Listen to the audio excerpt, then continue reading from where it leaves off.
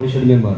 তিনি এখানে আসার পূর্বে আগামীকাল তিনি কলকাতায় ছিলেন, কিন্তু দারুল হুদার এত শুভাকাঙ্ক্ষী, দারুল হুদাকে এতই পছন্দ করেন, ভালোবাসেন যে তিনি কলকাতা থেকে যেমনই শুনেছিলেন যে ইনভাইট করা হয়েছে আমাকে, তিনি বিলম্ব না দারুল হুদার ইনস্টিটিউটে আজকে এসে আমি নিজেকে খুব ধন্য মনে করছি।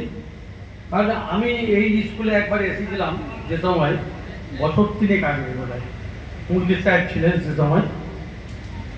মুন্সি সাহেবের সঙ্গে আমার নামে পরিচিত ছিল, কিন্তু আমার একটা ছেলে আছে মাহুল হোসেন, সে বলেছিল যে বাবা ওখানে চলুন, মুন্সি সাহেবের সঙ্গে দেখা করতে হবে। সে ফাংশন ছিল, একটা নিমন্ত্রণ পেয়েছিলাম, এসেছিলাম। মুন্সি সাহেবের কথা না বললেই নয়, কারণ এখানে আসার মাধ্যমটাই হচ্ছে মুন্সি সাহেব।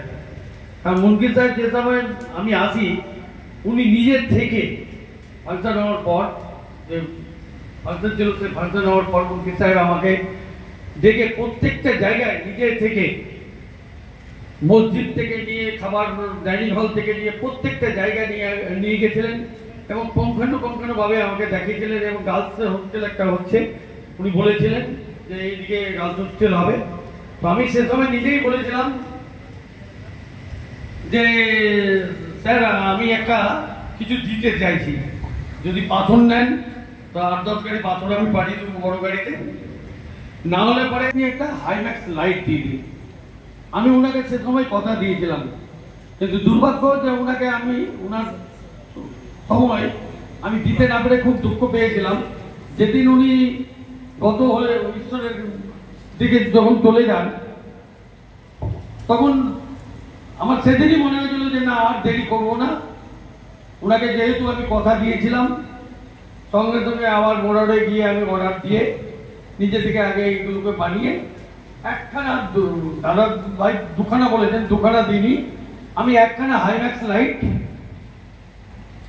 দিতে পেরেছিলাম। এবং আগামী দিনে যদি আমার কোনো প্রয়োজন যদি মনে করেন ওনারা কোথাও যাওয়ার, দানের কোনো স্টেজ নাই। এইসব মানে এত এত ছেলেরা এখানে শিক্ষা অর্জন করছে, দেশ বিদেশ থেকেও, বাইরে থেকেও অনেক ছেলেরা এসেছে এবং এখানে শিক্ষা প্রদান করছেন। তাতে আমরাও খুব গর্বিত যে আমাদের মধ্যে এই যে ছোট্ট একটা জায়গার মধ্যে এত বড় একটা ইনস্টিটিউট খুলবে, সেটা আমাদের ভাবনার বাইরে হয়েছে। এবং কেরল থেকে যারা এসেছেন, মঞ্চে যারা বসে আছেন, বিশেষ অতিথিরা, তাদেরকে আমি আদাব সালাম জানাই।